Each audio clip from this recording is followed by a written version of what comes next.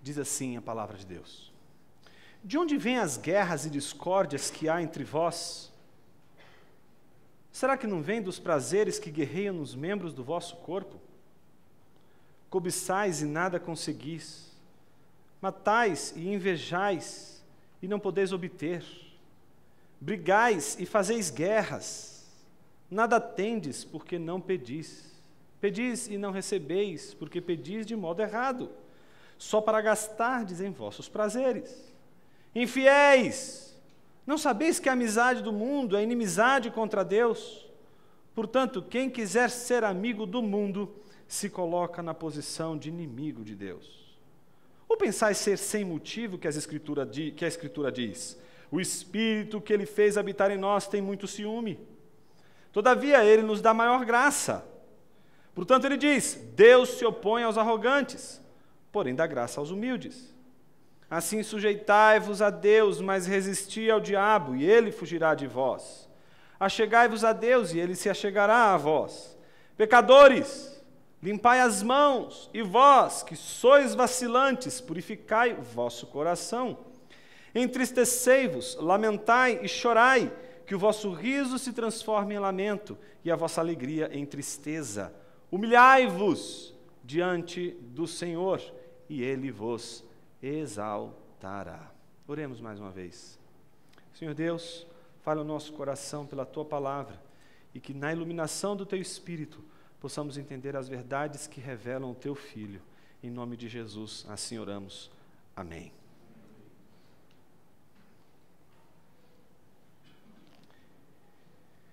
Tem uma anedota que se conta de um árabe e seu camelo. Conhece essa história? Diz que o árabe e o camelo estavam passeando e, de repente, ficou muito tarde e eles precisavam, de alguma forma, descansar. Então, já estava tarde, já estava escuro, ele deixou o camelo do lado de fora, montou uma cabana e foi descansar e dormir, passar a noite para no dia seguinte continuar o seu trajeto.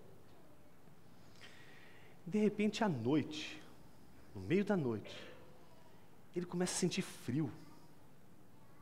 E aí, quando ele acorda, ele dá de cara com a cara do camelo dentro da cabana. Aí ele olha para o camelo e diz assim: ô camelo, o que você está fazendo aqui? E ele, com toda a cara de piedade do mundo, diz assim: ô meu senhor, por favor, está tão frio aqui fora, me deixe passar somente uma noite aqui. E então, o árabe disse para o camelo: mas fique até aí, não passe dessa risca. Tudo bem. Coração mole, deixou então que o camelo ficasse ali, apenas com a cara dentro da cabana. De repente ele pega no sono, alta madrugada, e aí ele não só sente frio, o volume do vento, a cabana toda, parecia uma tempestade ali dentro. Por quê? O camelo entrou totalmente agora na cabana. E aí, ele: ô camelo, o que você está fazendo aqui dentro? Vai para fora! Aí o camelo olha para ele e diz assim: olha, eu não vou sair daqui, os incomodados que se mudem. Simplesmente olha para o árabe e diz para ele aquilo que o pecado sempre diz para o crente: uma vez que você permite o pecado entrar na tua vida como um pedinte, ele vai permanecer como um tirano. Ele vai dominar você. Ele vai controlar você. Por isso não dá para ser amigo do pecado. Não dá para ser amigo do mundo. Porque qualquer amizade com aquilo que desagrada a Deus é fatal para a nossa espiritualidade, para a nossa vida. É sobre isso que a gente vai falar hoje. A nossa amizade com Deus pressupõe uma guerra contra as nossas paixões, contra os nossos desejos, contra as nossas vontades e, ao mesmo tempo, a submissão das nossas vontades, dos nossos prazeres, dos nossos desejos a Deus e, ao mesmo tempo, a resistência contra as tentações que nos levam a agir de maneira contrária à vontade de Deus. Como vimos no último encontro que tivemos sobre Tiago, capítulo 3, ele é basicamente dedicado aos mestres da igreja. Lembram disso? A gente acha que ele está falando apenas à igreja, quando na verdade ele está se dirigindo nesta sessão, principalmente, ele vai continuar isso no capítulo 4, apenas aqueles que são mestres, aqueles que optaram por encontrar na igreja o caminho de poder servir como mestre, mas por motivos errados. O desejo não é de ser mestre meramente, mas o desejo é de usufruir de alguns privilégios que aquela posição de mestre lhes dava. Então, por conta de motivos errados, eles buscavam os espaços que garantiam esses privilégios do mestre, e ao fazer isso, eles criavam toda espécie de rixa, toda espécie de disputa, para que pudessem se manter naquele lugar. Se tivesse que passar por cima do outro, como a gente viu no último sermão, se tivesse que passar por cima do outro, passaria por cima do outro, desde que se mantivesse ali, naquele cargo da igreja. É uma coisa difícil de a gente entender, porque a gente não vê essas coisas acontecendo nos nossos dias. Mas naquela época era muito comum. Então Tiago, como estava muito desesperado por ver a igreja sendo conduzida por esses mestres que estão ensinando por motivos errados, por motivos que não são dignos, não são santos, Tiago começa a exortá-los, e exorta em primeiro lugar com relação à língua, com relação ao discurso. Mas essa exortação, ela vai se tornar mais aguda no capítulo 4, quando ele toca exatamente no centro desse problema dos mestres. Para explicar essa maneira de Tiago tocar na ferida do problema, eu dividi a nossa exposição em 4 partes. Hoje não foi batista. Hoje foi quadrangular. 4 partes. 4 partes. As 3 primeiras partes, nós vamos tratar, primeiro, a guerra que lutamos. A segunda parte, o mundo que enfrentamos.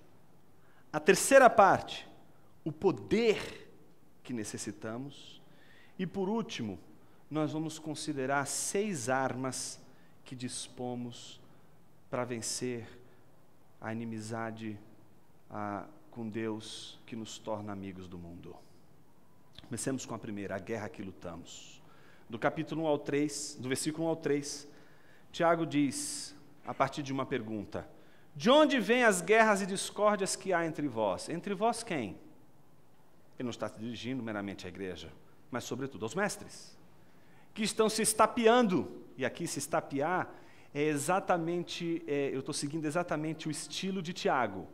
Eles não estavam literalmente se estapeando. Eles não estavam se matando, não estavam um puxando o cabelo do outro, não estavam puxando uma arma para matar o outro, não estava acontecendo nada disso na igreja. Mas a hipérbole de Tiago reflete que as disputas entre os mestres eram tão grandes, tão acirradas, que elas evidenciavam um ímpeto mau desses mestres. E aí ele chama a atenção deles dizendo: de onde vêm as guerras e discórdias entre vocês? E aí ele faz uma segunda pergunta, que é uma resposta a esta pergunta, dizendo: será que não vem dos prazeres que guerreiam nos membros do vosso corpo? Será que a razão pela qual vocês estão nesse atrito, nessa disputa um com o outro para conquistar um cargo ali, para conquistar ou se manter naquela situação, será que essa disputa, será que essa guerra, será que essa discórdia, será que ela não é fruto dos prazeres que guerreiam nos membros do corpo? Será que ela não tem a ver com essa vontade de poder, de conquistar que vocês têm dentro de vocês? Então ele chama a atenção para um motivo. O motivo das guerras e dos conflitos entre os mestres era exatamente os prazeres. Mas óbvio que ele não está falando do prazer que é santo, dos afetos santos, mas ele está falando dos prazeres perniciosos. Aqueles prazeres que nós usufruímos por meios ilegítimos, por meios indignos. É o prazer que a gente dispõe, que a gente vive, mas não debaixo da luz, mas debaixo das trevas. Por isso tem que ser feito às sombras, tem que ser feito às escondidas. E então, Tiago chama a atenção para um problema que reflete um outro problema. O primeiro problema é o da cobiça. E esse problema parece que ele já tratou, pelo menos logo de cara na epístola, no capítulo 1. Eu só quero recordar uma coisa que a gente já viu. No versículo 14 do capítulo 1, diz assim, acho que vale a pena do versículo 13. Quando tentado, ninguém deve dizer sou tentado por Deus, pois Deus não pode ser tentado pelo mal e a ninguém tenta. Mas cada um é tentado quando? Atraído e seduzido por seu próprio desejo. Então, o desejo, veja, o desejo é a chave aqui da interpretação de Tiago. Este desejo, tendo concebido, dá luz o pecado. E o pecado, por sua vez, após se consumar, gera morte. Ele está nada mais, nada menos do que descrevendo o Éden aqui. E descrevendo as nossas maneiras de agir pecaminosamente. Que é exatamente assim. Em primeiro lugar, desejamos coisas boas, mas por meios ilícitos. E quando a gente deseja coisas boas por meios ilícitos, esses desejos não são santos, são maus. Porque para realizá-los, usamos caminhos torpes, usamos caminhos que não são dignos, caminhos que não glorificam a Deus, que não dignificam a Deus. E satisfazemos esses desejos por vias que não são santas. Podendo satisfazer pelas vias santas, escolhemos as vias não santas, e aí somos como aquele homem rico, que tendo várias ovelhas e podendo alimentar o viajante que chegava faminto com as nossas ovelhas, que era legítimo, não há nada de errado em você tomar da sua própria ovelha e fazer o assado para o viajante, mas não, preferimos escolher saciar esse desejo, saciar essa fome pelo meio ilícito, tomando a ovelha que não nos pertence, tomando a ovelha do homem pobre, tomando a ovelha daquele que não tinha, que amava, de uma forma ilícita, de uma forma pecaminosa, de uma forma torpe, usurpamos o que não é nosso para alimentar um desejo, para alimentar uma paixão, para alimentar um prazer. Então, a primeira coisa que Tiago vai chamar a atenção desses mestres é de que os desejos deles não são santos, porque as vias que eles estão tomando para realizar esses desejos são vias ruins, são vias más. O problema, portanto, não é o nosso desejo, o problema, portanto, não é o seu desejo. O problema é como você vai satisfazer este desejo, quais são as vias que você vai tomar para realizar esse desejo. E é isso que vai tornar o seu desejo santo ou não. Mas eu havia dito que um problema implica outro problema. E o segundo problema está logo em seguida. Ele diz, cobiçais e nada conseguis, matais e invejais, ou seja, por isso que é hipérbole, né? Eles não estão se matando. Imagina, já pensou, Tiago, olhando gente indo numa igreja e os caras se matando, um passando a faca no outro. Que é isso? Não, não é isso que ele está dizendo. Quando ele fala de um matar o outro, ele está mostrando a agressividade. Os meios ilícitos são tão agressivos, são tão corruptos, são tão sujos, que eles não estão se percebendo o quanto eles não estão ganhando nada com esta cobiça.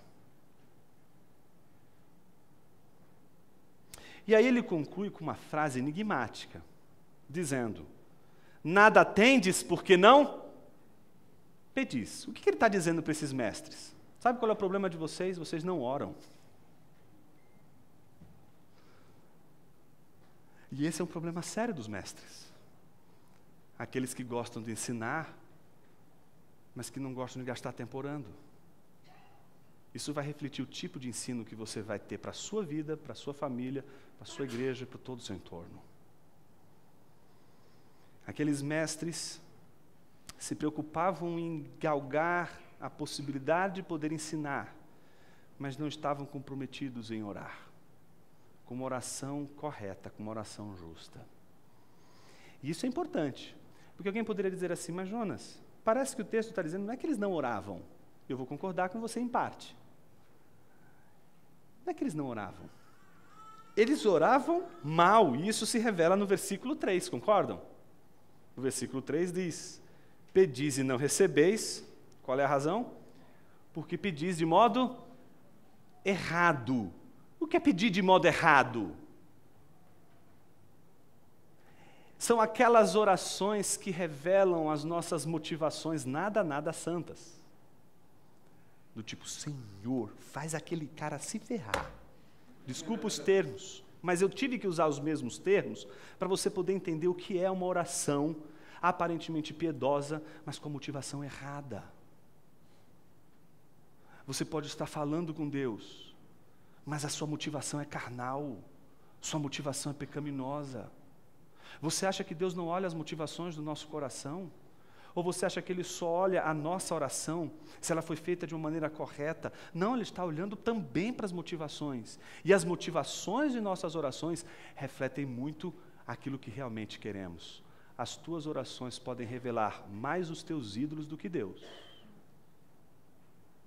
Tuas orações podem revelar mais os teus deuses do que o próprio Deus. Por exemplo, lembram de Ana? A história de Ana é uma história muito triste, mas ao mesmo tempo muito bonita. Não é isso? Ela queria muito ter um filho.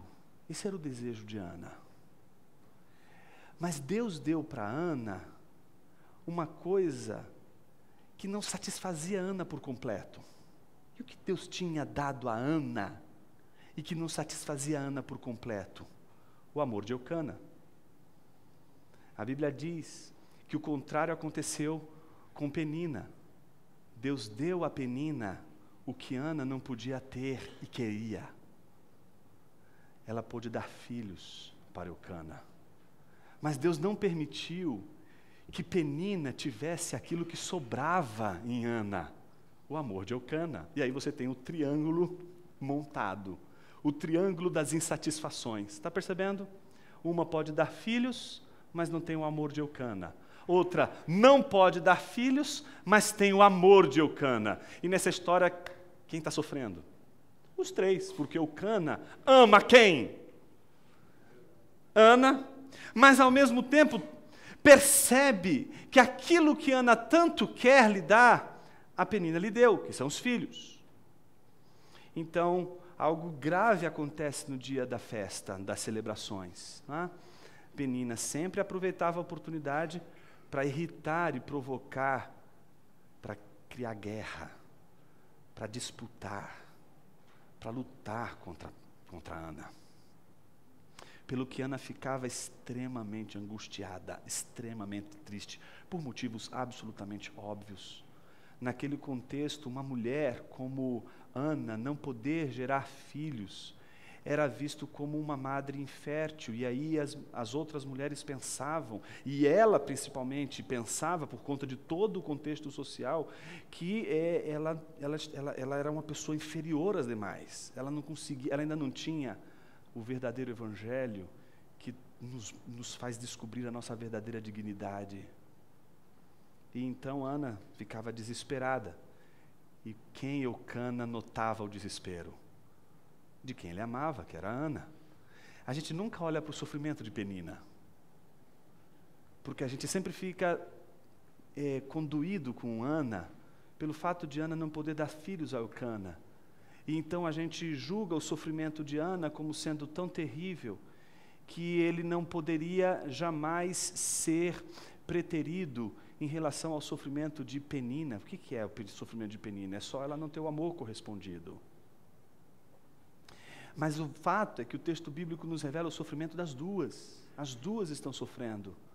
O problema é que uma usa os meios mais terríveis, que é o da provocação, que é o da disputa, que é o da inveja, que são os meios mais terríveis para poder tentar, de alguma forma, expulsar, tirar Ana da jogada e poder ficar com a atenção de Eucana. Penina está disposta a fazer tudo pela atenção de Eucana. Mas Eucana, notando que Ana está apavorada, triste, angustiada, ele vai ao encontro dela. E é tão interessante. Eucana olha para ela e diz assim: por que você está chorando? E diz para ela assim: veja, eu te amo. Eu não estou nem aí se você pode dar filhos ou não. Você é a pessoa mais incrível deste mundo.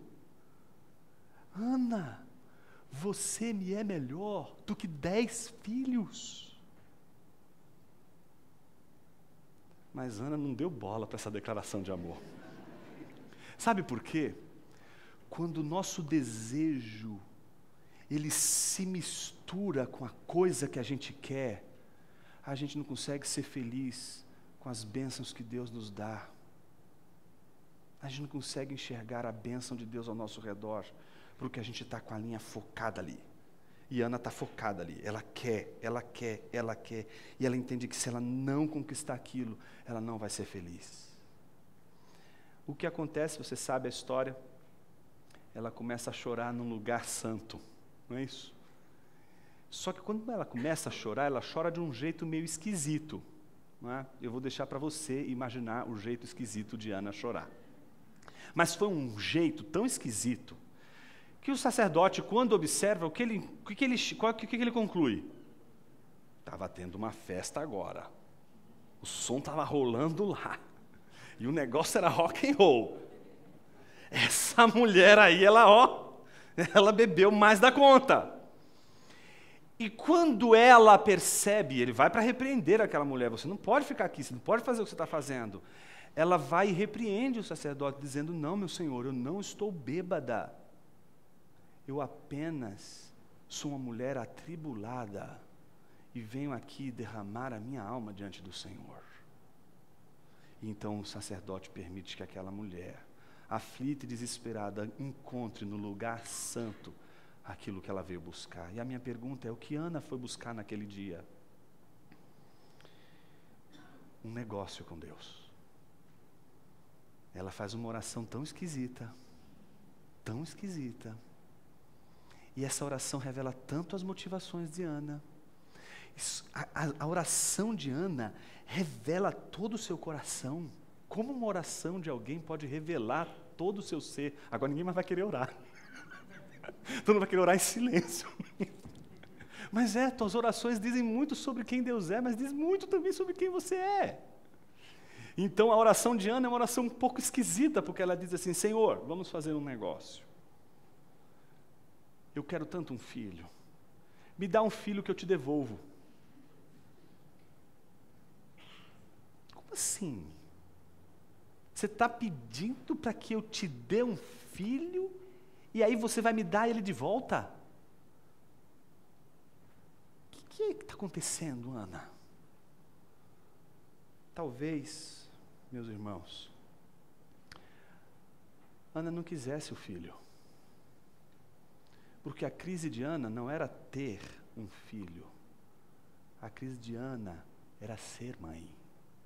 E essa é a crise de todo ser humano.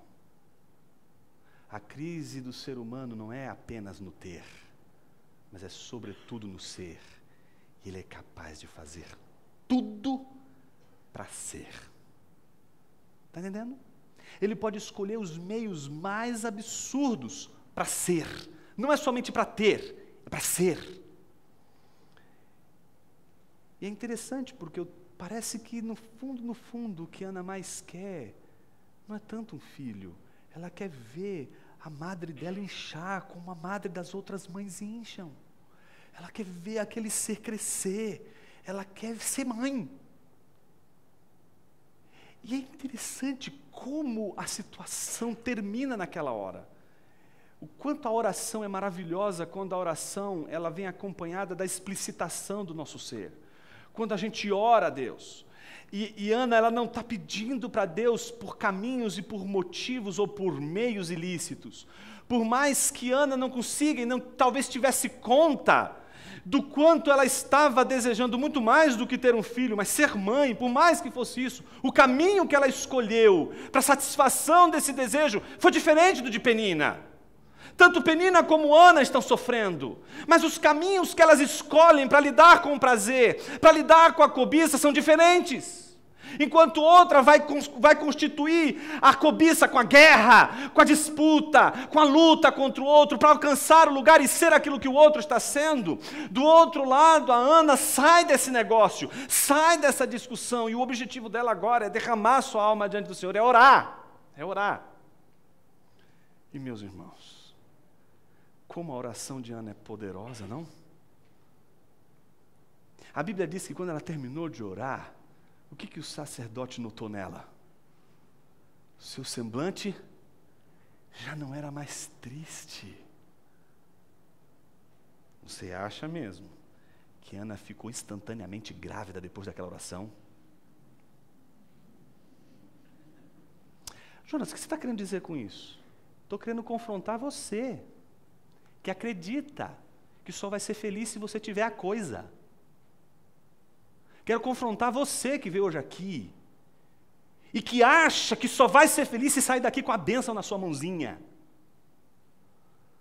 Quero confrontar você ao ponto de você encontrar uma fé tão poderosa que é capaz de você sair daqui feliz, com o semblante transformado e ainda assim sair daqui com as mãos vazias. Quero confrontar você a ter uma experiência com uma fé tão poderosa, que no meio da oração, no meio do derramamento da sua alma e do seu quebrantamento diante de Deus, você encontrará a suficiência de Deus e descobrirá que você pode sair daqui sem um milagre, mas ao mesmo tempo feliz e com o coração apaziguado. Tudo isso por causa da oração. Por que mestres então deixam de orar? Porque oração é um meio de você fugir da sua responsabilidade. Orar é uma coisa esquisita. Orar vai te colocar sempre diante de Deus, e não dá para você fazer uma performance diante de Deus, né? Do tipo, vou fazer a performance do piedoso agora diante de Deus. Cara, você já era. Se você ora, pode ter certeza, o seu sentimento, em primeiro lugar, é de que você está pelado, você está nu. Está entendendo? E o seu problema é que você, como Adão, está buscando um monte de folhas para se esconder. Mas Deus nos enxerga a nu. Sabe, conhece todas as coisas e conhece o nosso coração. Por isso a gente pede mal. Porque quando a gente pede, as nossas orações que são mal feitas, elas são mal feitas justamente porque a gente não presta atenção nas motivações dessas orações. Minha pergunta para você é, por que você está orando tão sistematicamente por algo? Todo dia você ora por algo. Todo dia você pede X para Deus. Todo dia, X, X, X, X. Nada contra você pedir X para Deus. Ana também pediu X para Deus. Minha pergunta é, o que isso está dizendo sobre você? Por que você acredita que só esse X vai te fazer feliz? A Bíblia diz que Ana não saiu da presença de Deus grávida, mas ela saiu da presença de Deus e o seu semblante já não era mais triste. Por isso a oração é importante quando nós estamos diante desta guerra, esta guerra que lutamos para realizar os nossos desejos e que usamos meios ilícitos para realizar esses desejos. É a oração que vai nos despertar para o fato de que podemos realizar e buscar a realização dos nossos desejos, mas pelas vias certas, pelos caminhos corretos, pelos caminhos piedosos. Amém, meus irmãos? Amém. Segundo, o mundo que enfrentamos. No versículo 4 ao 5, é uma maneira muito interessante, né? Nossa Bíblia aí tem uma tradução bastante eufemista, né? Mas começa já de uma maneira assim, bastante, eu diria assim, sensível, meio Lutero aqui, né? Infiéis! Não está chamando de muçulmano, obviamente, mas está chamando de quê? Aqui a palavrinha é adúlteros. Adúlteros! Está chamando os mestres de adúlteros. Chamando os mestres de infiéis. E a pergunta é, por quê? Primeiro, olha que coisa interessante. Não sabeis que a amizade do mundo é inimizade contra Deus? Primeira coisa, perceberam que não há uma possibilidade de você ter os dois? Do tipo, eu vou ficar de bem com o mundo e vou ficar ao mesmo tempo de bem com Deus. E aí sabe aquele cara, o isentão? Quer ficar bem com todo mundo? E aí no final acaba ficando mal com todo mundo? Pois é, o que Tiago está dizendo é, chega disso, para de meninice, para de criancice. Alguém que por medo e temor dos homens não se posiciona nem ao lado de Deus, nem ao lado do mundo, mas fica como um menino, de um lado para o outro, de um lado para o outro, tentando sempre conquistar os dois lados e fazer com que os dois lados sempre fiquem aplaudindo. Esse alguém ainda teme os homens mais do que teme a Deus. Olha que interessante o que o texto está dizendo. Se alguém é amigo do mundo, este alguém é inimigo de Deus. Não há possibilidade de alguém ser amigo de Deus e ao mesmo tempo amigo do mundo. Está claro isso? Mas qual é a traição dos mestres? É cabulosa, gente. Pensa numa traição cabulosa. Não é simplesmente trair com um desconhecido. Não é simplesmente trair com sequer um amigo. É trair justamente com o seu inimigo. A traição, portanto, daqueles que se dizem amigos de Deus, mas se tornam amigos do mundo, e amam mais ao mundo, e têm amizade com o mundo, é a traição daqueles que traem a Deus com o inimigo de Deus. Essa mensagem é dura. Eu sei que ela é dura, e eu sei que ela é difícil. Porque nós vivemos num mundo onde a situação toda nos convoca o tempo todo a apaziguar o tempo todo. Apaziguar o tempo todo. Meu querido, crucificaram Jesus. Hoje você está celebrando a ressurreição do Filho de Deus. Se Jesus, pelo amor de Deus, meu irmão, se Jesus não agradou o mundo todo, por que você vai querer agradar o mundo todo? Olhe para Jesus, não olhe para o homem. Seja Jesus o seu modelo. Seja Jesus o paradigma da sua vida. Seja Jesus o paradigma da sua maneira de agir. Eu não consigo imaginar, meus irmãos, me perdoem, mas eu não consigo imaginar Jesus chegando lá no templo, vendo os cambistas, vendendo, achincalhando com o reino de Deus, fazendo as coisas de Deus de uma maneira completamente desregrada, de uma maneira impiedosa, usando o templo de Deus, usando as coisas de Deus de maneira indevida, de uma maneira blasfema. Eu não consigo imaginar Jesus chegando lá com azorrague, porque diz que ele chegou com azorrague, não é isso? Aquilo que você toca o gado, que você, não é? Fere um animal. Eu falo, gente, por gentileza, por obséquio, por favor, vocês poderiam tirar essas mesas daí, por favor? Porque todo mundo olha para Jesus e acha que Jesus era uma espécie daqueles quadros, né? Que pintam Jesus com olhinho azul. Parece um alemão. Um alemão cabeludo.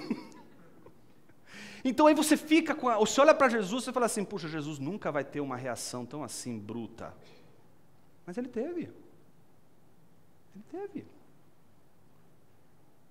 Isso provocou a perseguição. Jesus foi perseguido, meus irmãos, não foi perseguido pelos do mundo, digamos assim. Jesus foi perseguido pelos membros da sua igreja, quer dizer, pelos fariseus e escribas.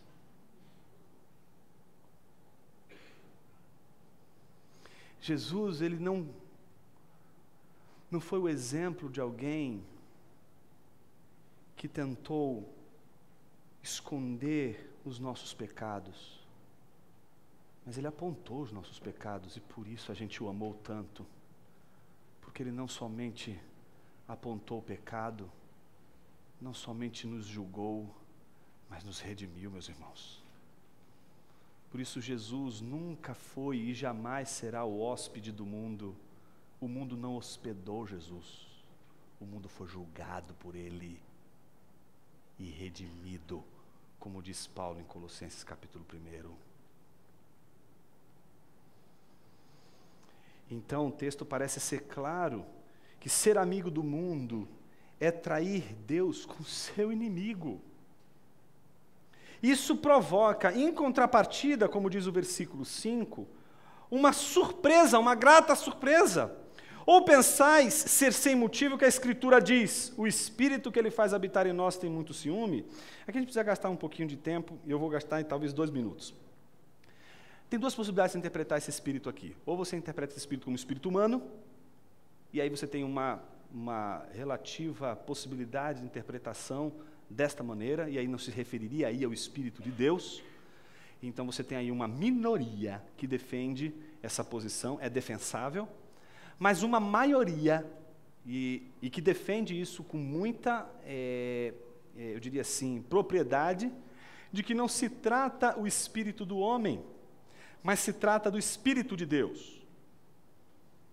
Enquanto o espírito do homem, se você interpretasse por espírito do homem, levaria a ideia do ciúme para um aspecto negativo, se você interpretar, como na maior parte das nossas Bíblias, principalmente a tradição Almeida, como maiúscula, e aí se referindo ao Espírito Santo, este ciúme que aparece aí não pode ser entendido na maneira negativa como os sentimentos e as paixões humanas podem ser, por vezes, interpretadas. Aqui, ciúme tem que ser entendido como santo zelo, como o amor zeloso de Deus. O santo zelo de Deus não pode ser confundido com excesso de zelo. Excesso de zelo é agressão. Excesso de zelo é falta de boa medida, falta de temperança. Excesso de zelo é violência. Mas o zelo, o santo zelo de Deus, o amor zeloso de Deus é cuidado, é amor, e Ele vai repreender e disciplinar apenas aqueles a quem Ele ama e deu sua própria vida, morrendo na cruz para salvá-los.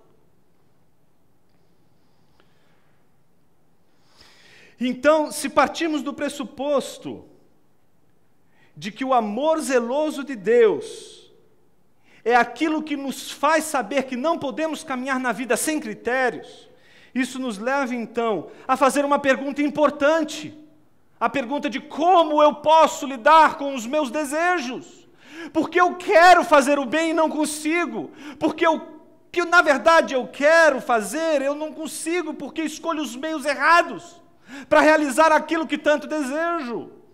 E aí vem a pergunta, como eu posso me livrar dessas paixões que me derrubam, que me destroem, que me corroem, que me causam guerra e tanta contenda? Terceiro ponto, é nessa hora que precisamos de um poder maior do que nós mesmos. Você não vai conseguir lidar com seus desejos. Essa é a primeira péssima notícia que eu te trago. Não tente, porque você não vai conseguir lidar com seus desejos. Eles vão te engolir sempre. Então a gente não consegue lidar com os nossos desejos, porque eles são mais fortes do que nós. Mas aí vem a pergunta, que poder então é capaz de lidar com os nossos desejos? Deus é o único poder que lida com seus desejos. Você não tem como lidar com seus desejos pecaminosos, assim como você não tem como lidar com a dúvida. Você não tem como lidar com o desespero, você não tem como lidar com a arrogância, não tem como lidar com a soberba. É Deus quem lida com a sua soberba, é Deus quem lida com a sua arrogância, é Deus quem lida com seus desejos pecaminosos, é Deus quem lida. É Ele o poder, o único poder que você pode contar, que é capaz de apaziguar o seu coração inquieto por causa das paixões. E Deus, meus irmãos, usa pessoas tão próximas de nós. Por isso, se você está lutando contra os pecados, se você está lutando contra esses desejos pecaminosos, não pelos desejos em si, mas pelos meios equivocados pelos quais você tem tentado saciar os seus desejos, talvez Deus tenha levantado o seu próprio cônjuge, talvez Deus tenha levantado o seu amigo, seu irmão, membro da igreja que está do seu lado, para te ajudar a vencer estes desejos. Deus vai usar a natureza, o mundo, o tempo e até o ímpio, se for preciso, para frear os nossos desejos. E não pasme, não se assombre, se até o diabo e os demônios forem usados por Deus para salvar a sua alma do pecado. Me parece que essa foi a maneira de Deus lidar com a soberba de Paulo, enviando um mensageiro da parte de Deus, um espinho na sua carne, para que ele soubesse que por conta das revelações que recebera, ele não poderia julgar-se superior aos demais que estavam ali. Então, o poder que nós precisamos é a graça. Isso fica tão claro no versículo 6. Todavia, ele nos dá maior graça. Se você peca demais, ele vai te dar graça demais. Porque é essa graça que sobeja, essa graça que superabunda, o único meio pelo qual Deus irá nos ajudar a vencer esses desejos pecaminosos.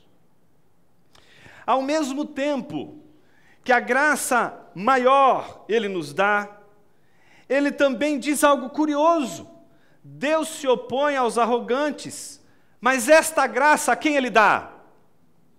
Aos humildes. Se você for arrogante, se você for do tipo, não, eu vou conseguir lidar com este desejo pecaminoso sozinho, já era, não vai dar. A única maneira de você lidar com este pecado e com este desejo pecaminoso é se humilhando diante de Deus, dizendo: Senhor, eu não consigo, eu preciso de sua graça. E aos humildes, Deus não deixa faltar sua graça. Aos arrogantes, Deus resiste. Não, você ainda precisa sofrer um pouquinho, você ainda não entendeu. Mas aqueles que humildemente dizem: Senhor, eu preciso, eu não consigo, estes vão encontrar a graça de Deus. Por isso ele vai concluir o raciocínio no versículo 7, dizendo, sujeitai-vos a Deus. E aí começa a nossa quarta e última parte. Com ela a gente encerra o nosso sermão de hoje. Com 6 armas que Deus nos dá através dessa palavra. 6 armas para lidarmos com os desejos pecaminosos. O primeiro, versículo de número 7, sujeitai-vos a Deus. Primeira coisa, submeter-se a Deus. Gente, mas quem é que pode ir contra Deus? Se você já sabe que você não vai conseguir ir contra Deus, por que Ele ordena que eles se submetam a Ele? Porque existem 2 coisas que sempre vão caminhar juntas: a responsabilidade do homem e a soberania de Deus. Você não pode dizer o seguinte: pastor, eu acredito na soberania de Deus, acredito na providência divina, por isso estou aqui esperando o varão. Minha filha, não é assim que você deve agir. A soberania de Deus e a providência de Deus não é um aval para a sua preguiça ou para a sua inércia. A providência divina não é uma desculpa para não decidir. A providência é a grande notícia que te dá segurança de que as tuas decisões não vão ser a palavra final, mas elas precisam ser suas. Você decide, você realiza, por mais que você saiba que no fim da história não é você. Por mais que no fim da história você saiba que tudo o que acontecer vai glorificar a Deus e vai seguir o desígnio de Deus, você precisa ter ciência de que você escolhe. Porque senão a gente entenderia já a palavra de Deus de uma maneira muito complicada. Entenderíamos que seríamos como uma espécie de fantoche nas mãos de Deus, sem a coisa da vontade. E aí Satanás teria muita razão quando ele questiona a Deus acerca de Jó, dizendo que ele criou um ser incapaz de amá-lo por nada. Não somos fantoches. Deus não está marionetando você e eu. Então existe sim o concurso soberano da providência divina. E existe sim nossa responsabilidade. Sabemos que não vamos conseguir resistir nunca à soberania de Deus e à vontade de Deus, mas é por isso que nós devemos decidir submeter-se a Ele. Tente explicar isso, ou tente entender, para dizer outras palavras, né? Você vai ficar doidinho. Tente negar e você vai perder sua alma, viu?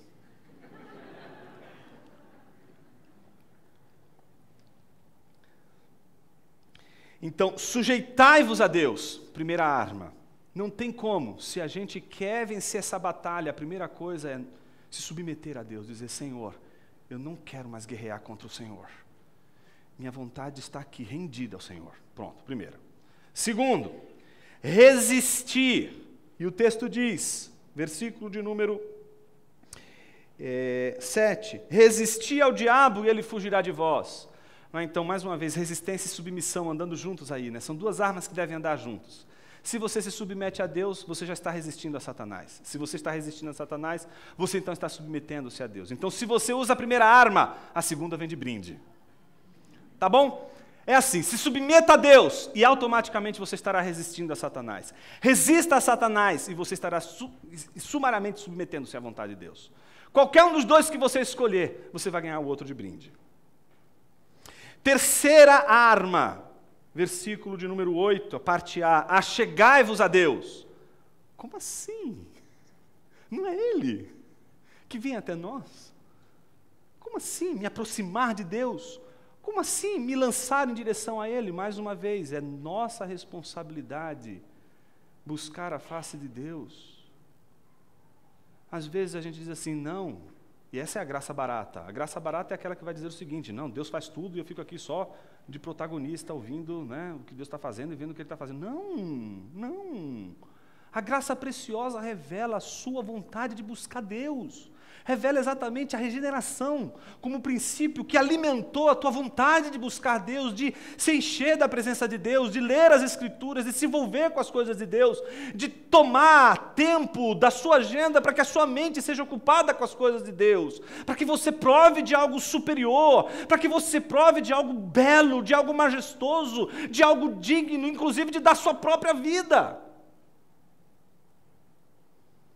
Então, aproximar-se de Deus é a responsabilidade de você não só esperar que a graça de Deus venha até você, mas de você se posicionar como alguém que deseja, como alguém que se move para Deus.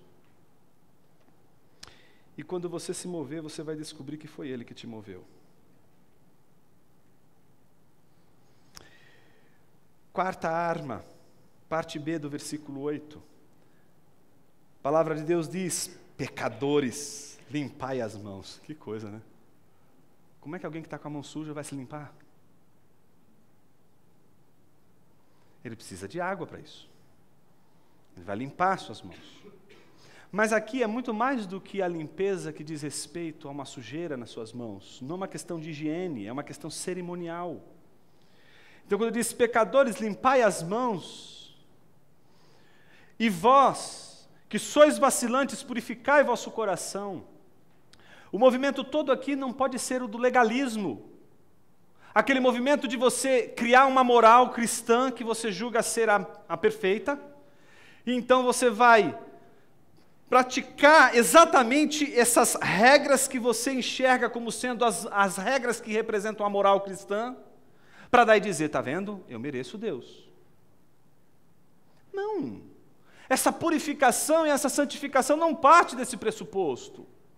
Essa purificação e essa santificação, ela se opera quando se lava as mãos cerimonialmente, ou seja, é o início do processo. E o que é o início do processo da purificação para pecadores nas mãos de um Deus irado? Senão arrependimento, confissão de pecado, fé, essas coisas que exatamente foram experiências que tivemos na nossa vida inicial com Cristo. Todos os que conhecem a Jesus, que têm uma vida com Cristo e que estão aqui, sabem muito bem disso, que a vida cristã começou, não quando você descobriu um Jesus super poderoso, que se você falar o nome dele, as coisas vão acontecer num passe de mágica. Não. Você sabe que quando você pensava assim, você ainda não conhecia o Evangelho. Você sabe que você conheceu o Evangelho e foi transformado com ele quando você viu, caramba, eu sou pecador, como eu me livro disso? Não consigo livrar disso, eu preciso da graça de Deus. E aí você, em fé, arrependimento e confissão de pecados, disse: Senhor, eu sou impuro, eu preciso da sua graça, perdoa os meus pecados, seja o Senhor da minha vida. E então você viu o seu coração ser lavado, essa experiência maravilhosa que faz com que você seja apresentado a Deus Santo pelo sacrifício vicário de Jesus. Isso é maravilhoso. Mas isso não só acompanha o início da sua vida, deve acompanhar toda a sua vida cristã.